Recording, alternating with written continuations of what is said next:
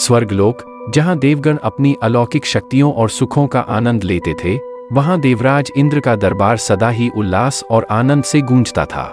इस दरबार की शोभा बढ़ाती थीं स्वर्ग की सुंदर अप्सराएं। उनमें सबसे मोहक और अद्वितीय थीं उर्वशी, जिनकी सुंदरता और कला पर स्वयं इंद्र भी मोहित थे। एक दिन उर्वशी अपने कक्ष में विश्राम कर रही थी, तभी उसकी प्रिय सखी चित्रलेखा वहां आई।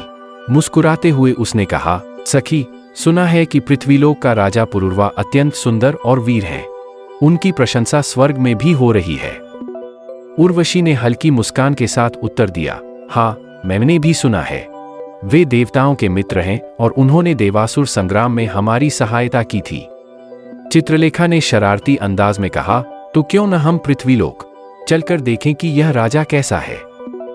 थोड़ी झिझक के बाद उर्वशी ने सहमति दे दी और दोनों अप्सराएं पृथ्वीलोक की ओर चल पड़ी।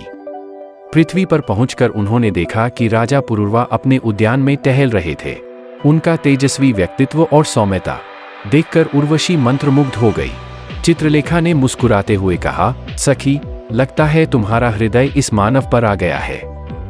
उर्वशी ने लज्जा से कहा, ऐसा कुछ नहीं है, लेकिन उसके मन में पुरुरवा के प्रति आकर्षण गहराता जा रहा था। स्वर्ग लौटने पर उर्वशी का मन विचलित रहने लगा। वह हमेशा पुरुरवा के ख्यालों में खोई रहती। यह बात देवराज इंद्र से छिपी न रही। वे ईर्ष्या और क्रोध से भर गए। एक दिन इंद्र ने क्रोध में कहा, उर्वशी, तुम्हारा मन अब स्वर्ग में नहीं लगता। यदि तुम्हारा हृदय पृथ्वी के राजा के लिए धड़कता है तो तुम वहीं जाओ। उर्वशी ने हाथ जोड़कर कहा, प्रभु, यदि आप आज्ञा दें तो मैं पृथ्वीलोक जाकर राजा पुरुरवा से मिलना चाहती हूँ। इंद्र ने गंभीर स्वर में कहा, जाओ, लेकिन याद रखना, स्वर्ग और पृथ्वी का प्रेम सदा सुखद नहीं होता। पृथ्वीलोक पर उर्वशी और पुरुरवा का मिलन हुआ। दोनों ने एक दूसरे के प्रति अपने प्रेम का इजहार किया, लेकिन उर्वशी ने एक शर्त रखी, राजन, आप कभी भी मुझे नग्न अवस्था में नहीं देखेंगे और मेरे 2 मेमने सदा आपके पास रहेंगे। यदि इन शर्तों का उल्लंघन हुआ तो मैं हमेशा के लिए स्वर्ग लौट जाऊंगी।